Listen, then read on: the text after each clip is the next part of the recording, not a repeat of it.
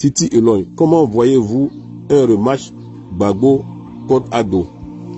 Gbagbo n'a aucune chance de gagner contre Ado. En 2010, Gbagbo avait le pouvoir d'État. Il avait l'administration pour lui. Il avait l'armée pour lui. Il avait les moyens de l'État pour lui. Les finances de l'État pour lui. Au premier tour, il a fait 38%. Ouattara, qui était dans l'opposition, a fait 34%, je crois. Donc, c'est pas maintenant que le FPI est divisé. D'un côté, Blé Goudé, d'autre côté, Afin Guessan, Simone Gbagbo, Anati Kobena, Madou Koulibaly, que ce qu'on appelait la LMP a volé en éclats, et que Gbagbo va être plus fort. C'est une question de logique élémentaire. On est fort quand on est uni. On n'est pas fort quand on est divisé. Voilà. Donc, même si tu dis que Afin Guessan pèse 1%, que Simone Gbagbo pèse 1%, que Blé Goudé pèse 1%, que Madou Koulibaly pèse 1%, que je ne sais pas qui d'autre pèse 1%, ça fait 5%. 5% dans une élection où tu as près d'une dizaine de millions d'électeurs, c'est énorme. Donc, je ne vois pas comment Gbagbo, en l'état actuel des choses, pourrait gagner une élection, même s'il était candidat, pour la simple raison qu'au lieu de rassembler autour de lui, il cherche plutôt à diviser.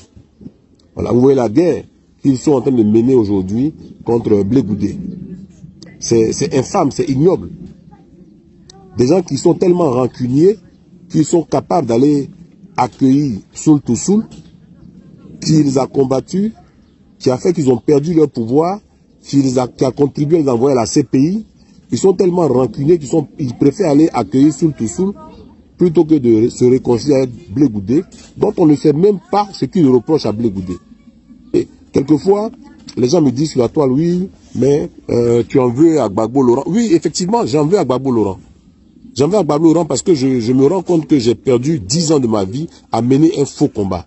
J'ai perdu 10 ans de ma vie à croire en des paroles, alors qu'au final, je me suis rendu compte que ce n'était que de vaines paroles. Je me suis rendu compte qu'en 10 ans, je me suis laissé berner tout simplement. Voilà. Afin Guessan m'a vendu un homme comme quelqu'un de profondément honnête, quelqu'un de profondément juste. Et moi, Gbagbo, je ne le connais pas, je connais Afin Guessan. Et j'ai cru à la parole d'Afin Guessan. Et c'est par rapport à ça que j'ai mené ce combat, parce que j'ai cru en ce qu'Afin Guessan m'a dit. Sinon, je n'ai pas de relation personnelle avec Gbagbo. Gbagbo ne m'a jamais nommé à un poste de quoi que ce soit pour dire non, quand Gbagbo était là, on t'a nommé, non. Gbagbo a fait 10 ans au pouvoir, je n'ai jamais été nommé quoi que ce soit. Tous les postes que j'ai occupés en Côte d'Ivoire, c'est suite à appel à candidature. Même quand je suis venu au Bénin avec Tidjane Thiam, j'ai passé un test de sélection et c'est à la suite de ça que j'ai été embauché. Donc j'aurais échoué à mon test de sélection que je n'aurais pas été embauché. Je ne dois rien du tout à Gbagbo. Je m'en veux d'avoir passé 10 ans de ma vie à soutenir quelqu'un dont on m'a vanté les mérites.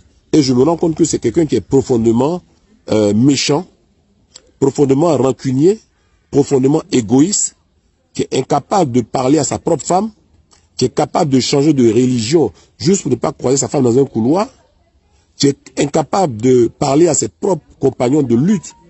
Quand on voit ce que des gens comme Afin Guessan ont subi, quand on voit ce que des gens comme Blé Goudé ont subi pour défendre Gbagbo, et qu'aujourd'hui Gbagbo préfère faire camaraderie avec ceux qui l'ont amené à la CPI, plutôt qu'avec ceux qui l'ont soutenu, qui ont passé des moments difficiles. On a vu Afin Guessan en train de pomper à la prison de Bouna. Comment voulez-vous que on voit ça et puis on trouve des circonstances atténuantes à Gbagbo? Donc j'ai fini malheureusement tardivement à comprendre que j'ai été naïf. Voilà, j'ai été naïf sur ce coup-là. Et c'est ça qui me fait mal. J'ai été naïf comme beaucoup d'autres personnes. Voilà. J'ai été naïf d'avoir engagé mes finances personnelles dans la campagne de Gbagbo. Mais j'ai cru en un idéal, j'ai cru en un combat, vous voyez. Et c'est tout ça qui me fait mal. Parce que 10 ans de la vie de quelqu'un, c'est pas rien. Ma maison à Dimoko a été entièrement pillée. Entièrement pillée. Pourquoi? Parce que j'ai fait la campagne de Gbagbo. Donc, voilà pourquoi je ne suis pas content. Et quand ça me revient à l'esprit, c'est ma façon à moi d'exprimer mon mécontentement. Voilà, c'est aussi simple que ça. Mais tu ne peux pas avoir utilisé les gens. C'est-à-dire que nous, on était des manœuvres et on allait travailler dans son champ. Voilà, comme des bellas. Regardez aujourd'hui au PPAC. Vous les entendez tous dire, c'est Gbagbo ou rien. Parce que le premier qui va s'amuser pour dire, bon, si c'est pas Gbagbo, ça peut être Katina, ça peut être Domelo ou quoi que ce soit, ce jour-là, il va comprendre sa vraie place au PPAC. Pourquoi ils ont combattu Afin Guessa? Parce qu'Afin Guessa avait des ambitions présidentielles. Pourquoi ils ont combattu Madou Coulibaly? Parce que Madou Coulibaly avait des ambitions présidentielles. C'est aussi simple que ça. Pourquoi Anaki Kobena a été combattu? Parce qu'il avait des ambitions présidentielles. Pourquoi Domelo avait quitté le FPI? Parce qu'il avait des ambitions présidentielles.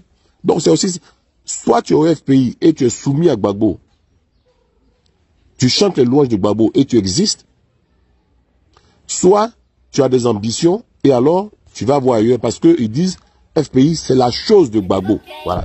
Il y en a même qui vont plus loin pour dire c'est la chose des bêtés.